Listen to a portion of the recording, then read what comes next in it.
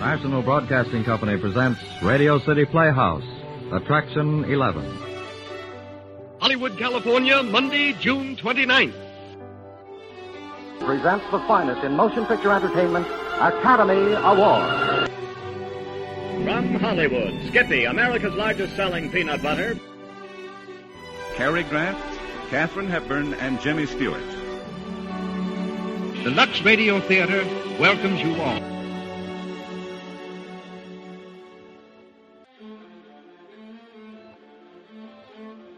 Hello everyone, and welcome to Drama and Theater, brought to you by Dwayne Old Time Radio. Before we get to today's drama, if you enjoy what I'm doing, let me ask you to subscribe to my channel. Subscribing is 100% free, and you will receive notifications on new posts. Lastly, if you have a moment, write a short 1 or 2 sentence review or give a rating on your preferred podcast service. A positive review or rating would help me out a lot. And now, on to the show. Oh yeah, and thanks for your support. I really do appreciate it. Sometimes I'm going to air 2 Lux radios in a month because there are so many different episodes. It's almost impossible to get through all of them. The National Broadcasting Company presents... But this week we have The Gilded Lily. And this drama aired June 11th, 1937. Hollywood, California, Monday, January 11th.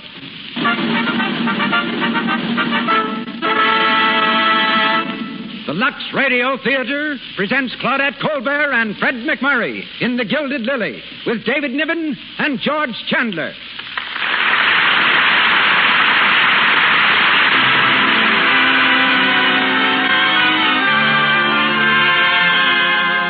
Lux presents Hollywood.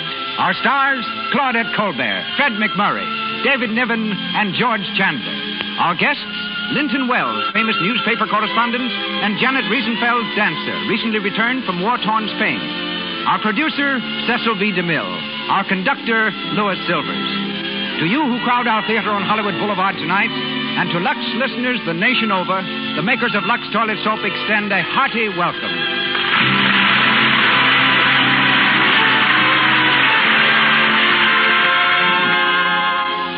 Perhaps more so than anyone else, does the lovely screen star have to guard a beautiful complexion. Constantly before the public, she knows the camera will catch the slightest blemish should her skin reveal one. How significant it is, then, that 9 out of 10 screen stars use Lux Toilet Soap. The same beauty care, so inexpensive that every girl can use it every day. Begin your Lux Toilet Soap beauty care tomorrow. The Lux Radio Theater presents its distinguished producer, ladies and gentlemen, Mr. Cecil B. DeMille.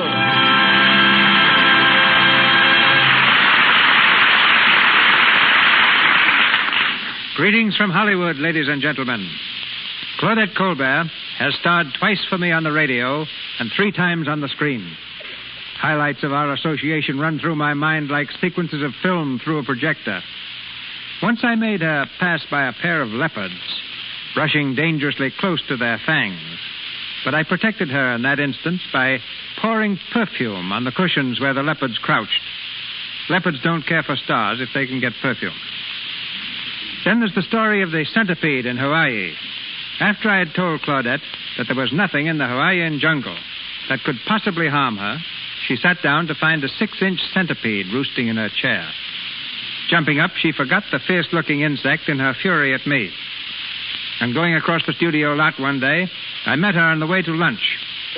How would you like to play the role of the wickedest woman in the world, I asked her. I'd love it, said Claudette. So I cast her as Poppaea in The Sign of the Cross. Later, she starred for me as history's most glamorous woman, Cleopatra. And someday, I hope to star her as the bravest woman in the world, a part I have in mind for her that she knows nothing about. But Claudette is something of a star maker herself. 3 young men who have risen to prominence in the past year scored first as leading men for Miss Colbert. They are Melvin Douglas, Charles Boyer, and a frequent visitor to my set while I was shooting The Plainsman, Fred MacMurray. When Paramount cast him as Claudette's leading man in The Gilded Lily, the effect of his charm was instantaneous. Everywhere, people were suddenly talking about him. A 10-letter man in high school, Fred now gets 10,000 letters a month. but he's just as regular as the man he plays tonight. Pete, a ship news reporter. Claudette Colbert, born with the name of Lily, resumes that name for the evening. David Niven will be heard in the role of Charles Gray, and George Chandler as Eddie, a photographer. And this is the moment when we introduce them to the Lux Radio Theater audience.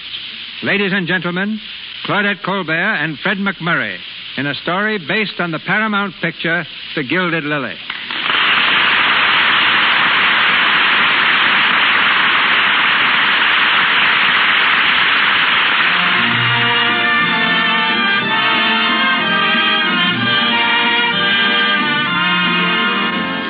Second and Fifth Avenue, New York City. From a park bench not far from the steps of the public library, two young people are idly contemplating the surge of traffic at the busy intersection. They are Pete Dawes, a newspaper reporter, who leans back against the bench, his long legs stretched out before him, and Lily David, a stenographer. They haven't been talking very much, just watching, and eating popcorn from a paper bag.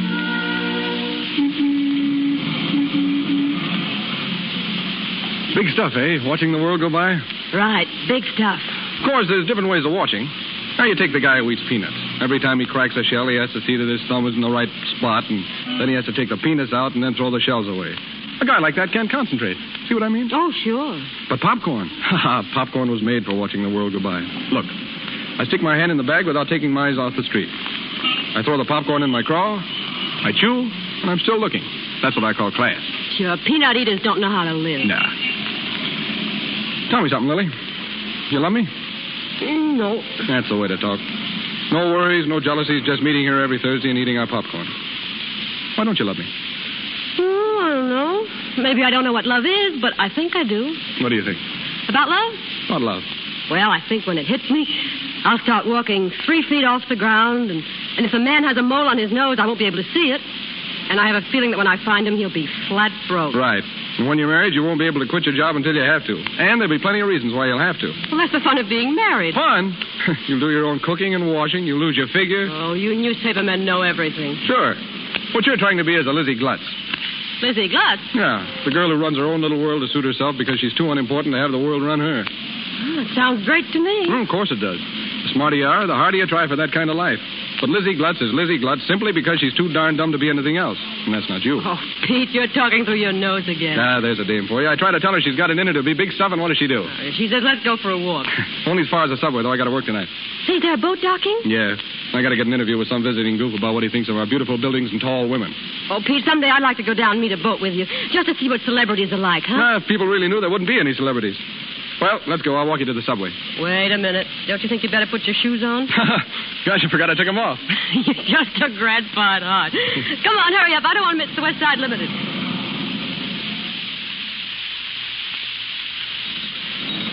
West Side train, West Side. Let them out, let them out.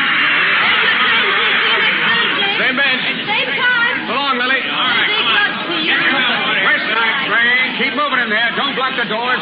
All right, lady, if you're going in, go on. Who do you think you're shoving? I know me job, lady. There's no room in this car. Well, then we'll make it. Go on, go on.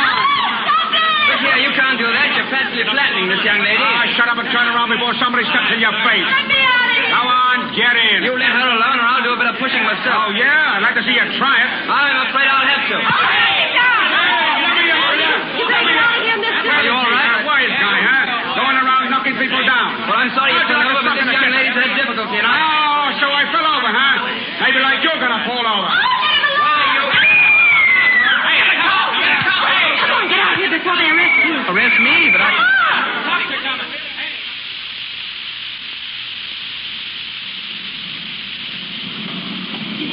Don't look back, but is anybody following us? I can't see without looking. Well, let's duck into a store. A store here, in this one. Oh, mister, whatever you do, never sock a subway guard. Not even for you? Well... What is it, please? No, what's what? Can I wait on you? Well, no. Oh, no, we're just browsing around. Browsing? For an artificial leg? Artificial what? That's all we sell in here, sir. Well... That's a lovely day, isn't it? I think so. Quite well, thanks very much. Come on, let's get out.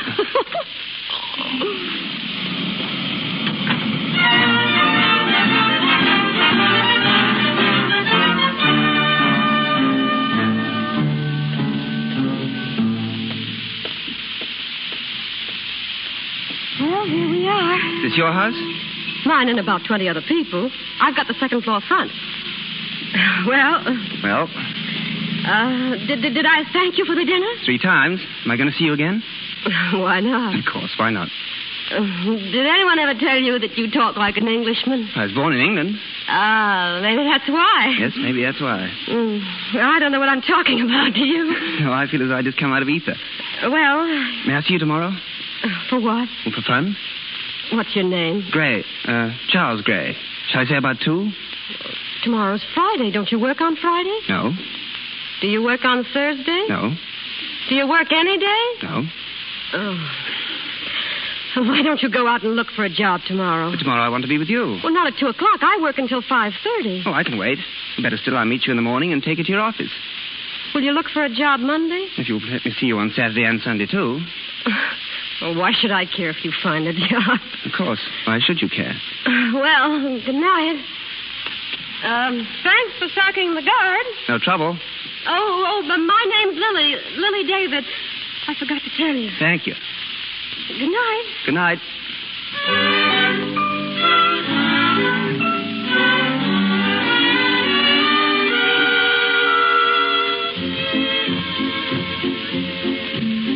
Well, that's all there is to tell about me.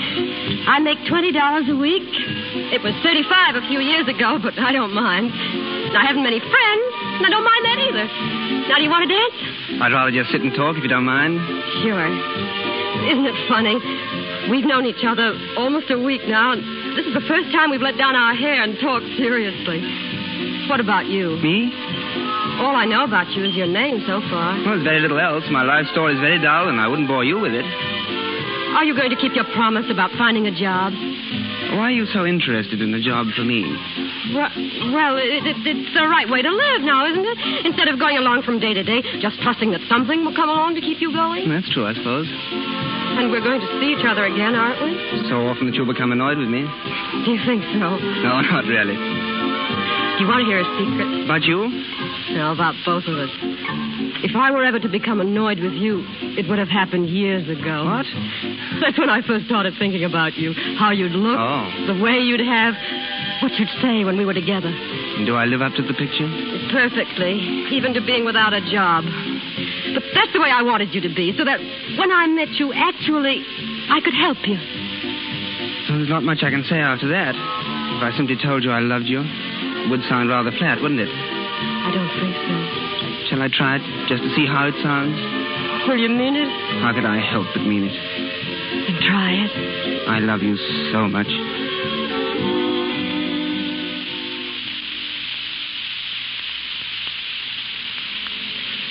Happy?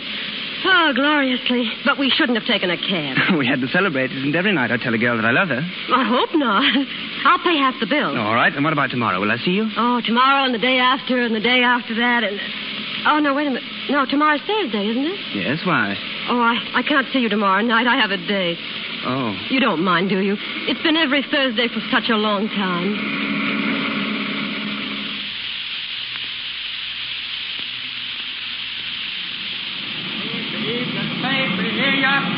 What do you read?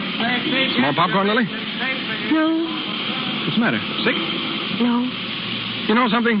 There's no reason why we shouldn't force the city to put a water bottle beside this bench. A man can't eat popcorn all night without drinking something. I said a man can't eat popcorn all night without drinking something.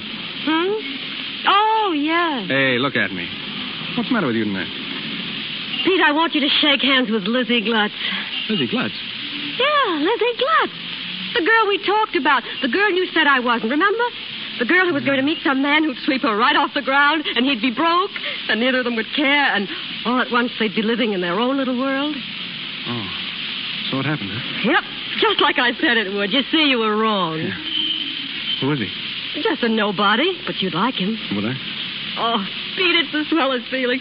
All at once, you're face to face. See, you don't know how it happened, but there you are. And from then on, it's just one roller coaster ride after another. Wait till it happens to you. You think it will? It's bound to. What'll I do? Well? I know what I'll do. Just sit on the bench and eat my popcorn and watch the world go by. And then all at once there won't be any more popcorn, and a man can't watch the world go by without popcorn, can he?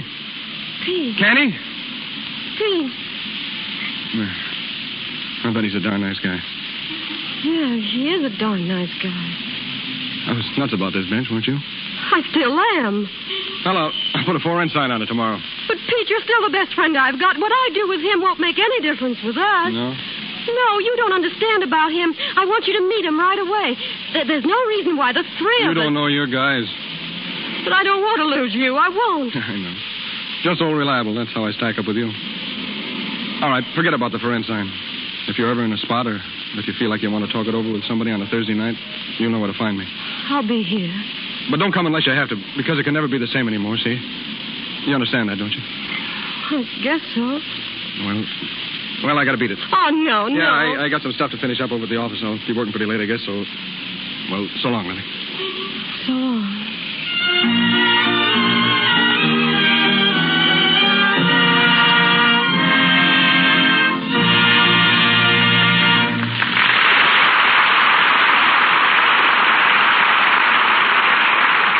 In just a moment, we will continue with the Lux Radio Theater presentation of The Gilded Lily, starring Claudette Colbert and Fred MacMurray. For the moment, we want to tell you a little inside story about Mr. DeMille's own studio, Paramount. Yesterday, there was a story conference. Now, as we tune in, some of the girls are still typing away at the script. Madge is particularly rushed. She and Virginia have a special date tonight with two special gentlemen, and Virginia's all ready to go. All set, Madge? Come on. Oh, Virginia, is it that late? Oh, I'm tired. Honest, I don't know how I can go out tonight. I've been digging in my files and typing like mad all day long. Couldn't we go tomorrow night? Oh, no. I'm tired, too, but I know what to do about it. I just pop into a nice, warm, Lux toilet soap bath. Haven't you tried that? It makes you feel swell, round to go. Thousands of popular girls all over the country are in on the Lux Toilet Soap Beauty Bath secret. Famous screen stars like Betty Davis and Carole Lombard find it a wonderful pick-me-up after a hard studio day. And most important of all, you can depend on Lux Toilet Soap's active lather to protect daintiness, keep your skin sweet. You'll love the delicate, expensive fragrance of this fine white soap. Once again, Mr. DeMille. We continue with The Gilded Lily, starring Claudette Colbert and Fred MacMurray with David Niven.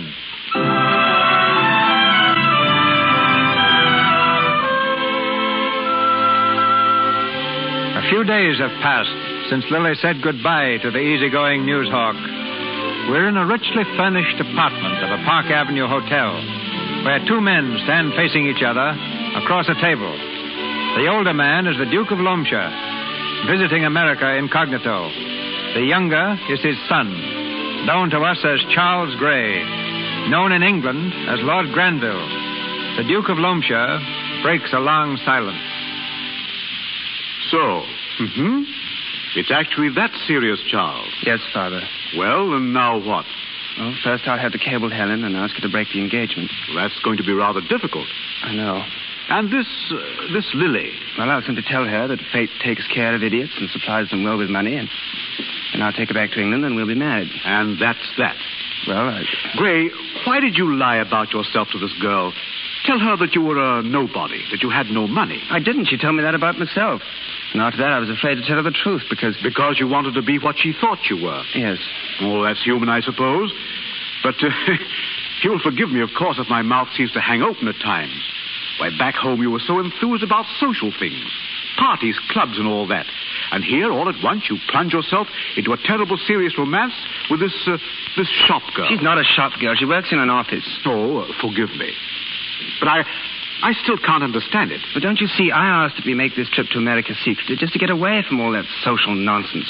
For how long? Oh, I'm sincere about this, Father. Oh, of course you are. You're sincere about everything, for the moment. But that's your way of objecting to Lily. I don't object to her, Gray. If you're set on marrying Lily, I'll accept her. And so will Mother. But there are various ways of handling a delicate situation, and you're diving into it headlong. Lies, cables. Oh, it's all so crude, my boy. What should I do? Go back to England. See Helen. Give her an opportunity to call off the engagement decently. And talk to your mother, as a son should talk to her. And then, with your house in order, come back here and ask Lily to marry you. You will have the right to ask her after that. I wonder what Lily would say if I told her the truth. Well, my boy, it would be easy enough to find out. Oh, no, not yet. I just tell her I'm going away and that I've got a job. And heaven knows that's no lie.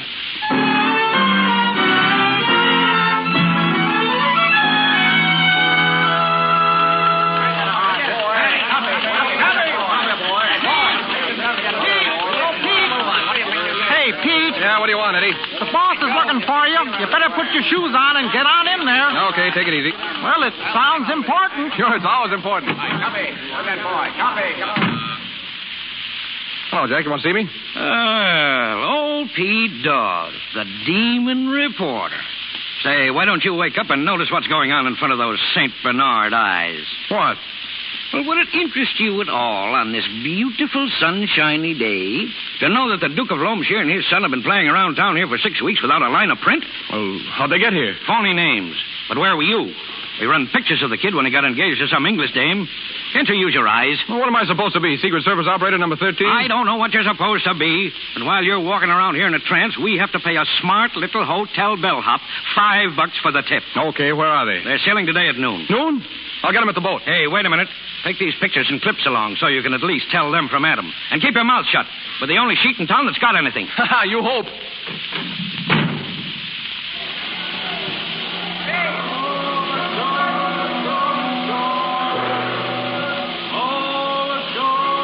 Hey, Pete, what are we supposed to do? You ought to tell a guy. I'm getting a story. You're here to get some pictures, see? Yeah, but who? Well, what's the difference? I'll point them out and you snap them. Try to get them with their mouths open, Eddie. It's funnier that way. But their mouths open. But gee, Pete, don't be artistic. Hey, there they are, up there on the deck. Come on, Eddie. Hello, gents. I beg your pardon? Say, what's the idea of visiting our little city without letting the papers in on it? Papers? Yeah, don't you think New York would like to know that it's been visited by the Duke of Loamshire and his son? What? Hey, all right, Eddie, snap 'em. Perfect, Pete, just like you said. But, my good man, you must be mistaken. Oh, not at all. How about a little statement as to why you were here, what you were doing? Look, couldn't you be a good sport and forget that you saw us? We'd appreciate it tremendously. Is it that important to you? We can assure you there's no significance to the visit. We simply came here to enjoy ourselves quietly. And a report of the trip in the papers might call personal embarrassment. Mm-hmm. To your fiancée, for instance, Miss Helen Fergus? Well, yes. You're still engaged, aren't you? Yes, of course. We'd be glad to make it worth your while. Oh, don't bother. If it's that important, well, as far as I'm concerned, I've never seen you. You promise that? Sure. Come on, Eddie. Thank you. Don't mention it. Hey, what do you mean, promising those guys you didn't see them? What of it? You saw him, didn't you? Sure, I got their... Oh...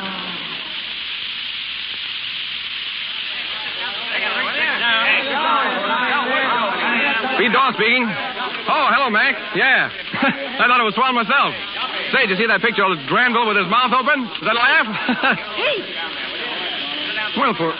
Hey, I'll call you back, Mac. What are you doing here, Lily? I've got to see you alone now. Okay, we'll find an empty office. Well? Pete, this picture in the papers. Did you do it? Sure. Why? Did you see these people? Talk to them? Of course. Why all the excitement? Why?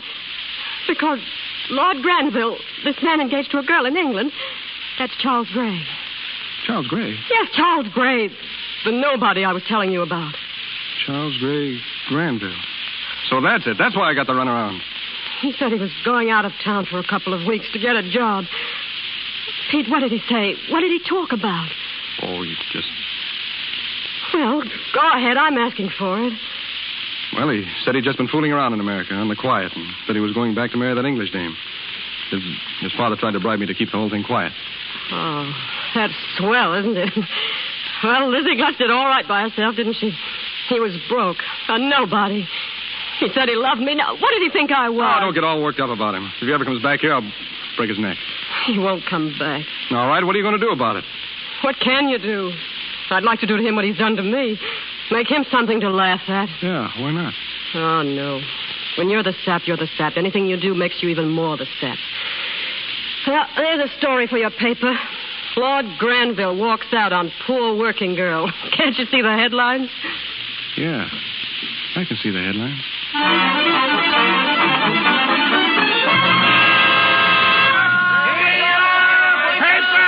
Paper! Working girls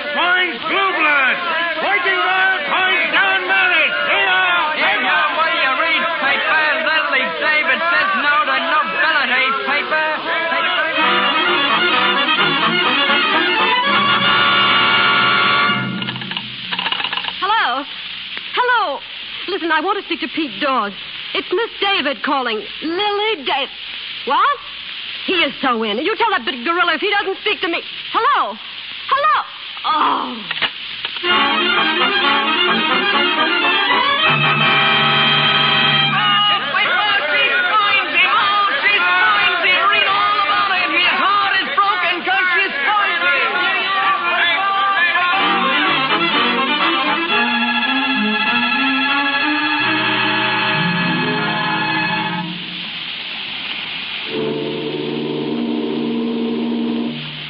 Poor little Arthur's girl discarded the love of Lord Charles in unshaken belief that romance would eventually be hers. Lord Charles is now returning home, his heart heavy with grief at the thought... Oh, stop it, Father. Well, there you are. The latest radio bulletin.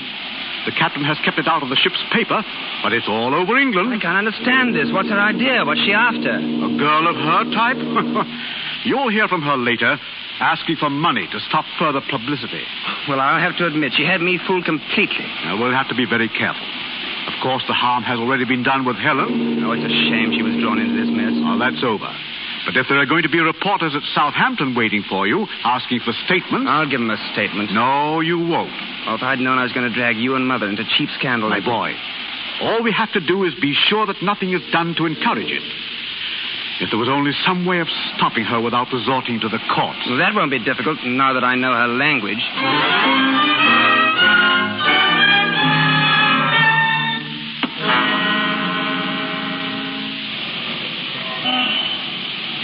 Oh, hello, Lily. I thought maybe I'd find you here. Did you? I've been waiting an hour and a half. Sit down. Yeah, thanks. The popcorn? Aren't you going to take off your shoes? I don't know. I may not be staying very long. All right. Why? Why what? You know what. Why did you print those fake stories? Oh, that. Go ahead. Okay. I did it because I love you, and that guy Gray hurt you. And nobody's going to hurt you while I'm around and get away with it. That's what I thought. Oh, you old windmill. Well, at least nobody will ever walk out on you again. You're somebody now. Yeah, somebody is right. People pointing at me in the subway, on the street, photographers trying to break into my house. Sure, you're a celebrity now. One of those peculiar people made strangely important by ordinary newspaper print. Strangely important. A busted romance, no job. You lost your job? I didn't lose it, I quit. What for? I got tired of answering questions. And look at this. What's that, a cablegram? Read it. How much would it cost for a poor little working girl to forget she ever met me? Charles Gray. Well, there's a sweet boyfriend for you. Yep, sweet and to the point. Well, if he wants to be forgotten, here's the one who can do it. That's the stuff. Pete, you're a smart fellow. What do poor little working girls usually do next? Well, they usually drown themselves one way or the other. I'll take the other. Let's go.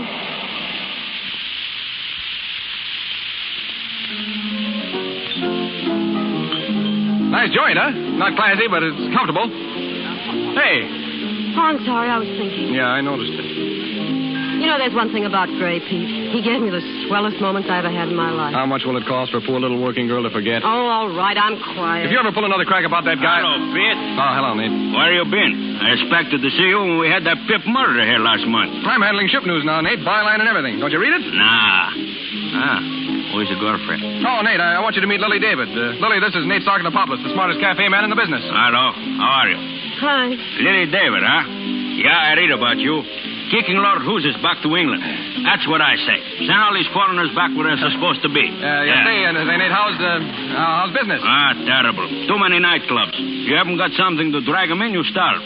What I need is a first-class A-1 attraction. A name. Yeah, that'd help, Nate. Sure, but where do you find them when they don't ask for $1 million? Hey, wait a minute. Listen, Nate. I've got just the thing you're looking for. Not too expensive, but a big attraction. Should jam the place for months. Yeah? Who is she? Lily David. What? Now, wait a minute. I'm getting out of here. Sit down. Nate, this is it. Well, maybe you're right. Listen, if you think I'm going to turn myself into a nightclub Shut queen... up. I tell you it's a cinch, Nate. Publicity, that's all it takes. Well... You spread her name over every billboard in town. You've read about her. You've talked about her. You've wondered about her. Now see her at the Gingham Cafe. Well, it sounds good to me. Well, it doesn't sound so good to me. We've got a singing teacher for her. We'll teach her to fake a song. Oh, is that so? I can see it all now, Nate. Enlarge the place. Redecorate the whole business. Wait, that's expensive, Pete. Oh, what's the difference? Listen, well, I want to know... She'll make it all back in a couple of weeks. I tell you, she'll pack them in like sardines. Oh, Pete, for heaven's have to get an orchestra. That's an idea. A 20-piece orchestra. Wait I'll a make it minute. 25 pieces and drown out her voice. Oh, wait a minute. I can hear it now. 25 pieces swinging like mad.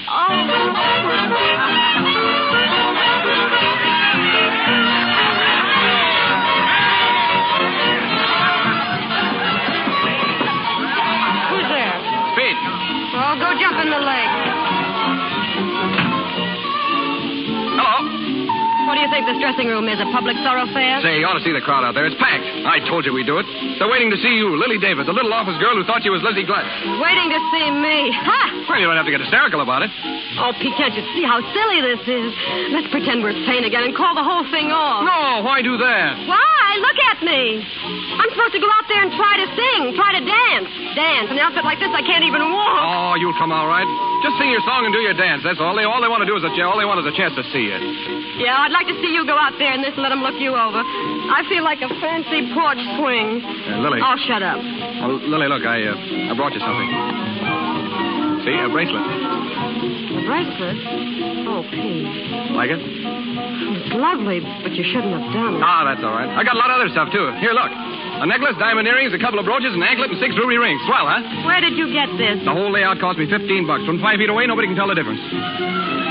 And this is your little present to me. Now, look, we don't know where this stuff came from. There'll be rumors, of course, that this necklace was given to you by the prince of some place or other, and the earrings are a little token of esteem from the Duke of whatchamacallit. Uh-huh. And the anklet from some king of some little country. I'll work out a good gag on that. Oh, sure. Of course, we'll pay no attention to the rumors. We'll just wear our jewelry and let people talk. Sure. Say, Pete, isn't there something missing? Missing? Where's that little gadget I got from Napoleon? Well, wouldn't be a bad idea at that. Yeah. But don't worry, I'll have your name in headlines every day. Lily David, the famous no girl, the glamour girl. I'll have you ditching everybody from a count to a Raja. Oh, could you by any chance be living my life for me? Miss David, they're waiting. Ah, she's coming. Ready, Lily? Oh, I suppose so. Oh, come on, buck up. You know, just to show me that everything's all right. Oh, Pete, you're such a fool. I don't know whether to kiss you or kick you. Well, a kiss would be easy to take, but I guess the kick would be easy to give. Oh, Pete. Atta girl. Oh, and say, Lily, that first little bracelet I gave you, it's personal, for me. It's on the level. No kidding? No kidding. Now go out there and murder him. Murder them? Do you realize you're talking to the corpse? Go ahead, Lily. Lots of luck. Oh. Ladies and gentlemen, Lily David, the world-famous no girl. Go on, let your music get on it.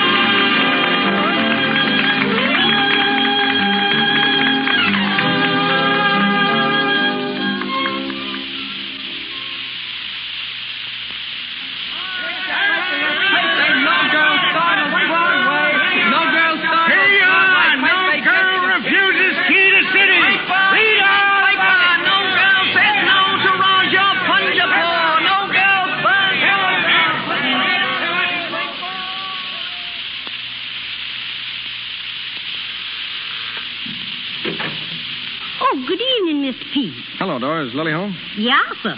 But she going out soon. Who's that, Dora? Oh, hello. Hello. Get my coat, will you, Dora? Yeah, sir. Going out, huh? Yes, why? Do you realize I've hardly seen you in 3 weeks?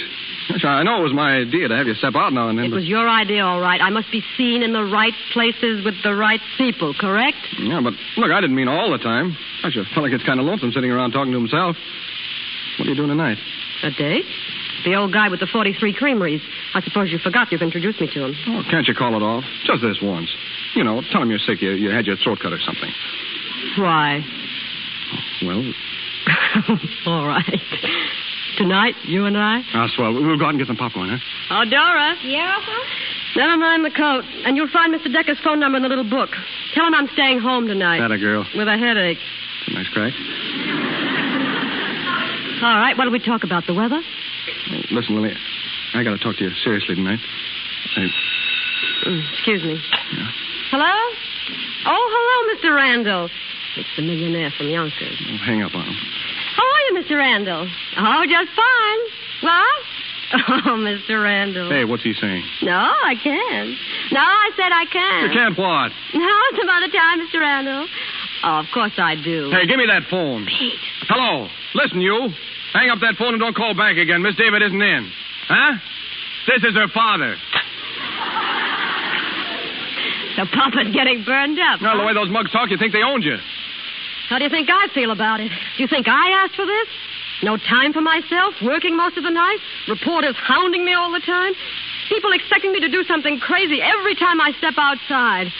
Gosh, why haven't you thought of having me pushed over Niagara Falls in a kiddie car? Well, let's drop the whole thing. It was my idea, and I'm admitting it's wrong. We could go away to the mountains, maybe, where you could get some rest and Then maybe we could... Oh, Lily, I know I'm just a mug, no class, not even a crease in my pants, but... Well, do you know what I'm trying to say? I think so. Well, how do you feel about it? Oh, Pete, I'd marry you in a minute if it would make either of us any happier. But something happened to me once, and I'm not going to be satisfied until I find out why. Now you're going to let that guy bother you for the rest of your life? Pete, I can tell you this because I know you'll understand. I feel like a kid must feel when someone he loves slaps him in the face. He's hurt, he's angry, but he still loves. Same old Lily. I have to see him. Sure you do. I wonder what would happen if I took one of those London nightclub offers. Then if he really wanted to see me... You do that and he'll be camping on the doorstep. Say, how many times do I have to tell you you developed into a mighty swell dish? Pete, I'm going to London.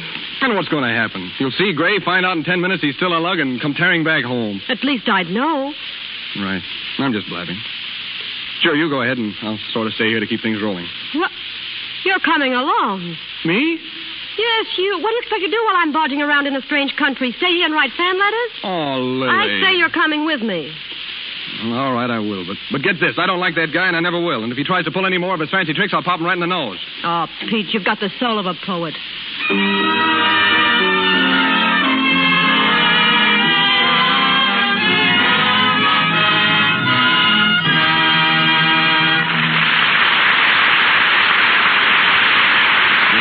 For station identification.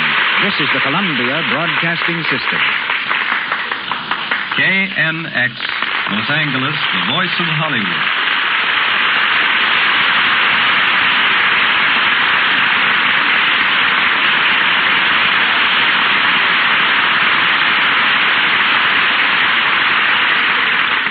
In a few minutes, we resume the Gilded Lily, starring Claudette Colbert and Fred MacMurray with David Niven.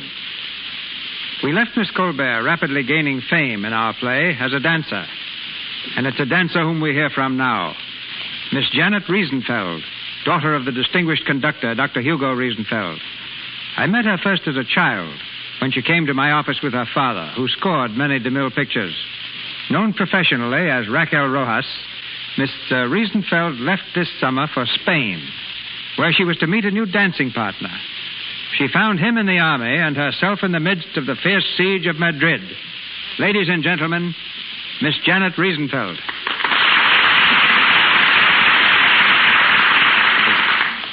Thank you, Mr. DeMille. Yes, I went to Spain to dance and learned all sorts of new steps, dodging bombs and bullets. With fighting going on, Janet, how were you able to enter Madrid? I met a newspaper correspondent who had a passport, but no knowledge of Spanish. So I got through posing as his assistant. Once there, I stayed, thinking the rebellion would be over in a few days. When I changed my mind, I couldn't leave. After 6 terrifying weeks, the American embassy left Madrid for Valencia on Thanksgiving Day, and I went along. Did you see much actual fighting? You couldn't live in Madrid and not see it, Mr. DeMille. Madrid is a city of death and ruin, but the spirit of the people is incredibly magnificent. I was only half a block away when the first rebel bomb struck. From then on, the gunfire and cannonading was ceaseless. I spent my time in Madrid dancing at benefits for soldiers, searching for food and avoiding shells. We managed to get by on a scant supply of rice, lentils, and bread. When one is in the midst of a siege, without light, warmth, or sufficient food, and with death raining down in bombs and shrapnel, one doesn't exactly look for the luxuries of life. But nonetheless, I was able to secure a few of the minor comforts during my stay in Madrid. One of these you will be especially interested in, Mr. DeMille. It was Lux toilet soap. Although I would have rather had a nice juicy steak, at least I was able to keep a whole skin and keep it clean. I bought Lux soap in sections of the city where no other foreign product was displayed. Madrid, of course, had no hot water, but that didn't bother Lux toilet soap very much. I found it lathered just as beautifully in cold water. Are the reports true that women are fighting with their men at the front? Yes. They're just as heroic and brave as their soldiers. But principally, they have taken over the civilian work of the men. Being an American, nothing moved me as much as when the word came that President Roosevelt had been reelected. In the midst of all the suffering and bloodshed, Madrid welcomed that news enthusiastically. President Roosevelt's picture appeared everywhere, and I soon realized that next to their own, our flag is closest to the hearts of the Madrileños. The hardship of my few months were nothing compared to the suffering of the Spanish people.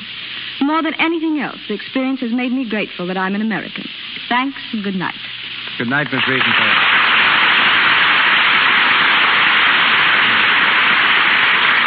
Once again, Claudette Colbert, Fred MacMurray, and David Niven in the Gilded Lily.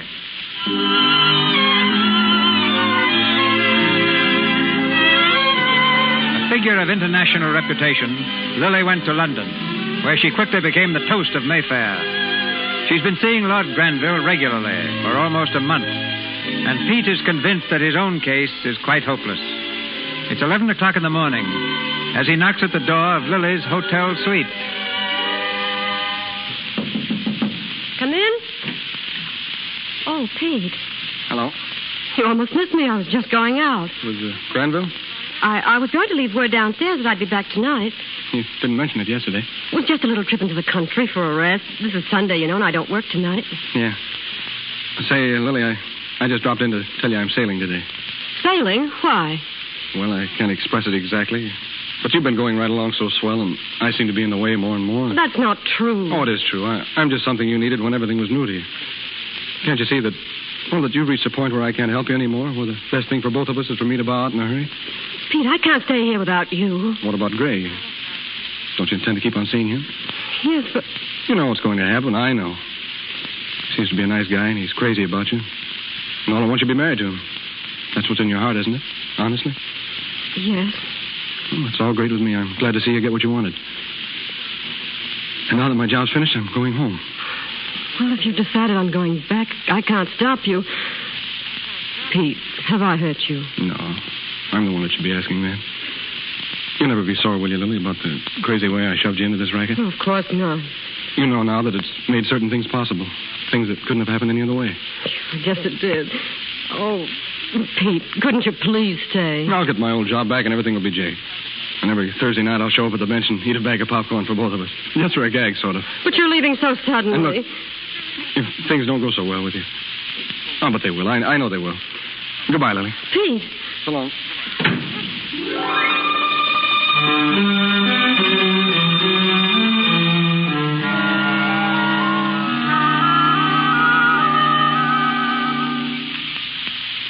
Like it?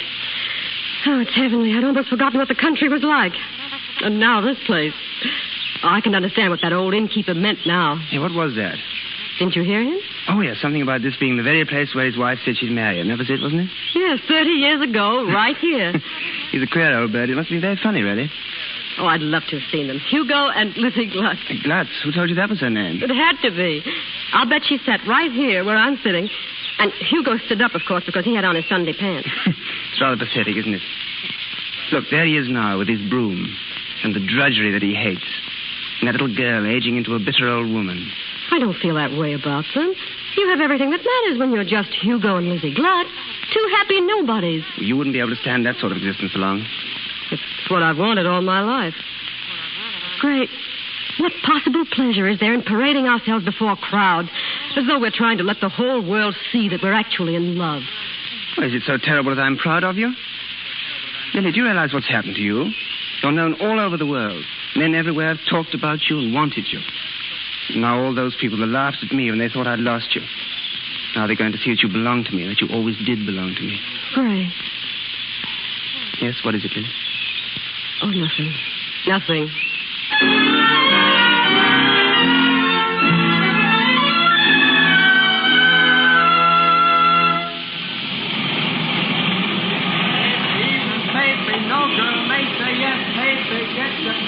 Hey, buddy. Yeah? This bench private? No, sit down. Thanks. Can you spare a cigarette, buddy? Yeah, here you are. Thanks. Ah. What's the matter? It ain't my brand. That's too bad. Yeah, but it'll do. That's the worst of being broke. You can never get your own brand. No girl may say yes. No girl may say yes. No girl may say yes. Boy, that gal come up from nowheres. I wonder how much dough the Englishman's got. She doesn't care. No? How do you figure? Oh, it's just my guess. Well, maybe so, but a couple of $1 million would come in handy for a cold winter. $2 million or 2 cents. Doesn't make any difference to that girl. She's got an idea in the back of her head about what the perfect life should be. And She's not going to stop hunting until she finds it. Yeah? I suppose you got all this straight from her. You're darn right. She was sitting right here on this bench. Yeah? Yeah. Say, you ain't Napoleon, are you? No. Are you? Me? No, I ain't. I think I'll be going. Hey, wait a minute. How do you mail a bag of popcorn? I don't know. Ask your keeper.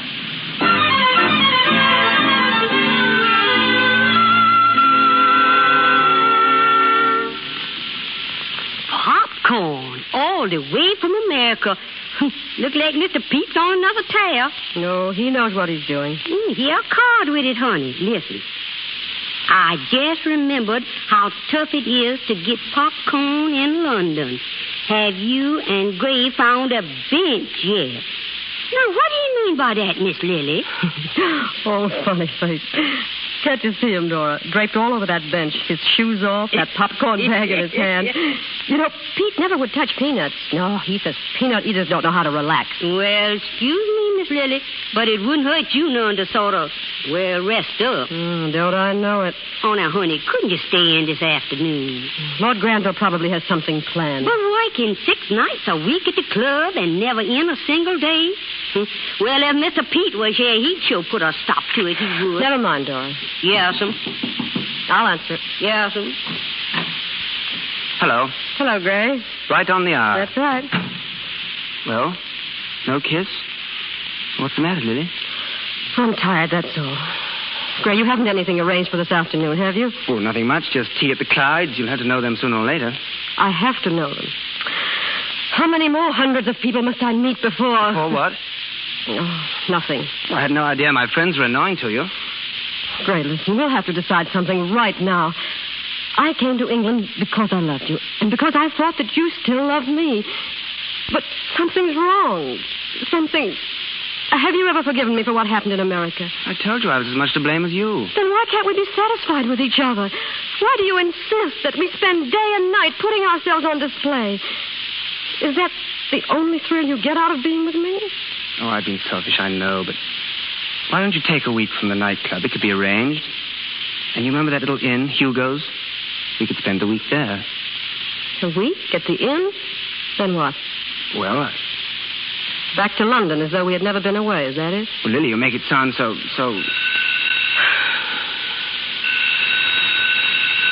Shall I answer it? Lily.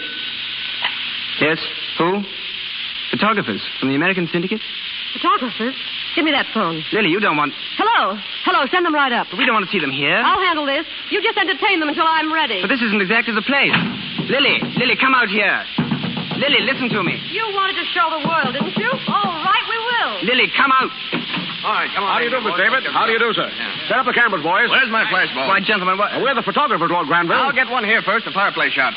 What's the meaning of this? We have to be prepared, you know. In case of a surprise wedding, our papers will already have honeymoon pictures. Well, haven't I anything to say about that? Sure you have. Lily. You can make your statement after I make mine. What are you doing with that grip? Get your cameras ready, boys. For heaven's sake, Lily. So you've been playing around with a celebrity. Okay, I'll show you how the celebrity racket really works. The way Pete taught me. No matter what you do, surprise them. Lily, don't. I'll admit I was wrong. You bet you were. Close the whole thing's off. What's that? I'm walking out. Yeah, here's a swell picture for you. Grip in hand by the open door. Come on, snap it. Hold it down. That's Thank you, Miss Ryan. Lily, wait. Tell your papers I'm going home to sit on a bench and eat popcorn. What else? Maybe he'll show up, maybe he won't. But if he does, I'm going to sit back and watch the world go by with the greatest mug on earth. All right. Now, use your telephone, Miss... Will you? Come on.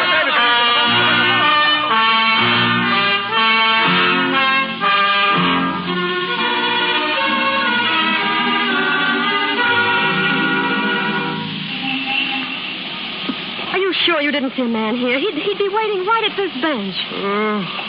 Listen, lady. I seen lots of men here. Right up there's the public library.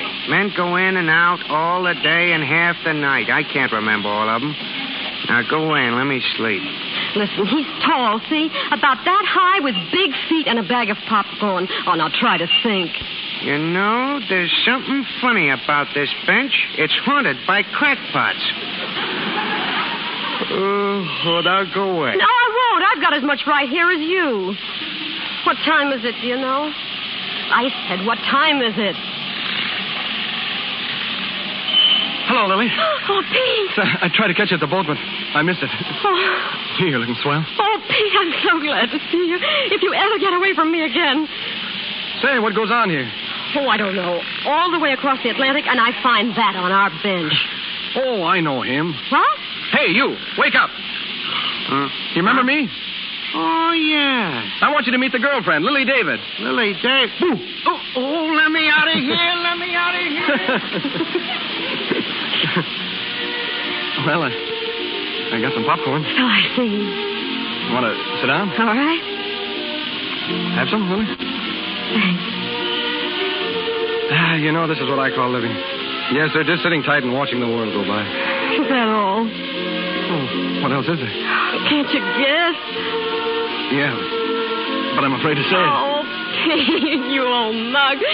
Take off your shoes and kiss me.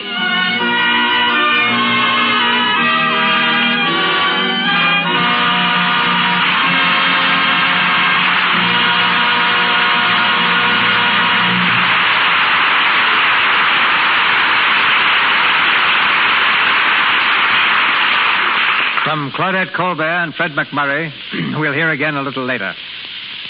Our hero tonight was a newspaper man. So I thought I'd ask one of the most famous reporters in the world, Mr. Linton Wells, to be our guest. His record reads like a page of Richard Harding Davis fiction. During 20 years in foreign fields, he's been war correspondent in Mexico, China, Asia Minor, Siberia, Morocco, Syria, Nicaragua, and more recently, Ethiopia. He was a lieutenant in the Chinese Army and a major in the Mexican Army, a colonel in the Nicaraguan Air Forces, and holds decorations from 12 foreign governments. He's in Hollywood now, completing his autobiography, Blood on the Moon, and recuperating from wounds and illness acquired in Ethiopia while correspondent for the New York Herald Tribune. Ladies and gentlemen, Linton Wells. Thank you, Mr. DeMille. You know, the last time I encountered you and Claudette Colbert was in Cairo, Egypt. Indirectly, of course. There in the shadow of the pyramids, I went to the movies and saw your production of Cleopatra. Tell me the worst. What did the Egyptians think of the way I handled their history? Well, I heard a couple of dark-skinned natives wishing Cleopatra were running Egypt again, Colbert fashion. You know, Egypt's certainly movie-conscious. In Cairo, all society turns out one night each week and goes to the cinema. It's a ceremonial occasion with a display of evening dress and jewelry rivaling an opening of the Metropolitan Opera. Well, you've seen pictures in about every corner in the world, Linton. How do other countries like Hollywood? Well, the stars, Charlie Chaplin, being human in any language, is most universally beloved. I've seen his antics roared at by the nose-pierced savages of the Belgian Congo, by Chinese and the Indians of the Peruvian Andes. Next in line, there's Mickey Mouse. Just as popular in Brazil, Manchukuo, and Finland as he is here. All the world loves American musicals. And believe me, there's nothing so strange as hearing a native singing a hot cha tune in the depths of fever-ridden jungle. But I've heard it. In French East Africa, you go to the movies in the open air and are bitten to death by mosquitoes or drenched by a sudden torrent of rain. A huge native who ran a projection machine there wore a charm given him by the local medicine man as a guarantee to prevent the film from breaking. And in Japan, where most kissing sequences are cut out, the picture is explained by an interlocutor as the mood strikes him. I read your war dispatches from Ethiopia and noticed you occasionally had time to see a movie. Yes, in Addis Ababa, there were 3 ramshackle theaters infested with fleas and ancient pictures. The natives were enthusiastic over American films, though, and I saw them roll in the aisles of the Laurel and Hardy comedy, while their friends were fighting only a few miles away. By the way, my wife, who's also a reporter for the Herald Tribune, went with me to Ethiopia and insisted on taking her case of Lux toilet soap along. Thoughtful woman. That's what we figured out until we got there. You can believe this or not, Mr. DeMille, but after bringing that soap from New York to Egypt, from Egypt to French Somaliland, and then 500 miles inland by rail at 14 cents a pound, after worrying about carriers and customs collectors, I saw 5 different shops in Addis Ababa selling Lux toilet soap and charging much less for it than I paid for transportation costs alone. And I said then what I'm saying now. Good night. Good night, Linton Wells.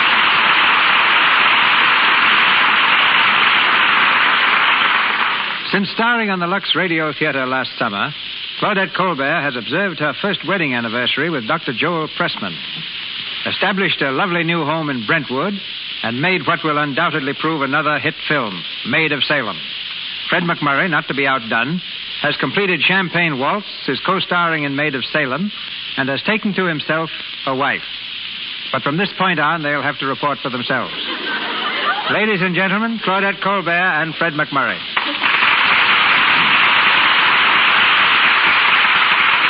Mr. DeMille, after nearly an hour on the air, I'm afraid I'm all talked out. However, I do want to thank you again for the top productions you give us every Monday night. And before I go, just a word of praise for the product responsible for this program.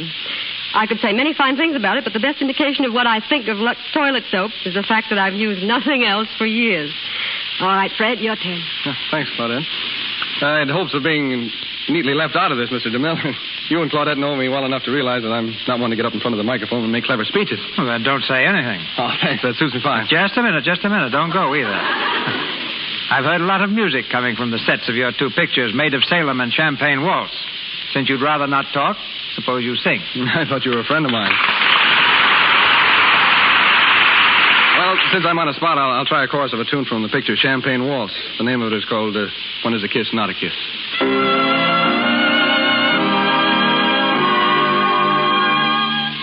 When is a kiss not a kiss? Whenever I'm not kissing you, when my two arms are missing you, nothing means a thing I do when it's not concerning you. When is a hug not a hug?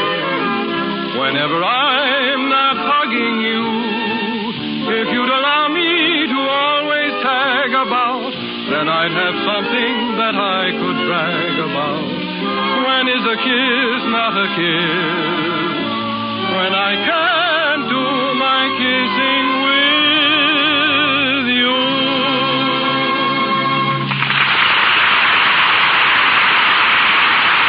Thank you, Fred.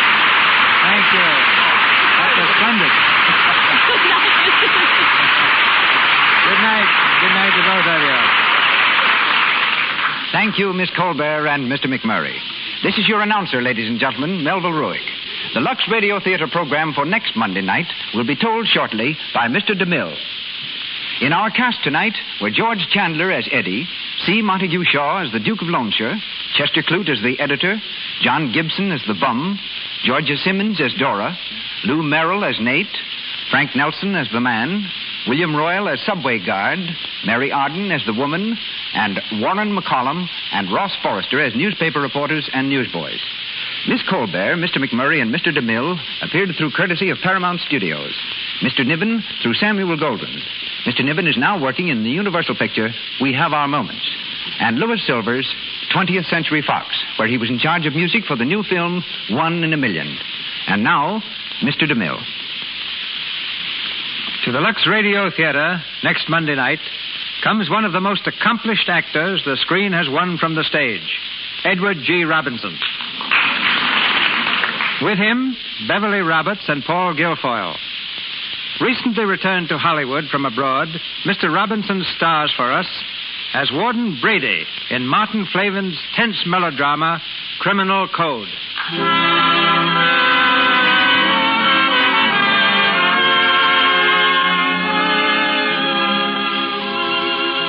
Our sponsors, the makers of Lux Toilet Soap, join me in inviting you to be with us again next Monday night when the Lux Radio Theater presents Edward G. Robinson, Paul Guilfoyle, and Beverly Roberts in Criminal Code.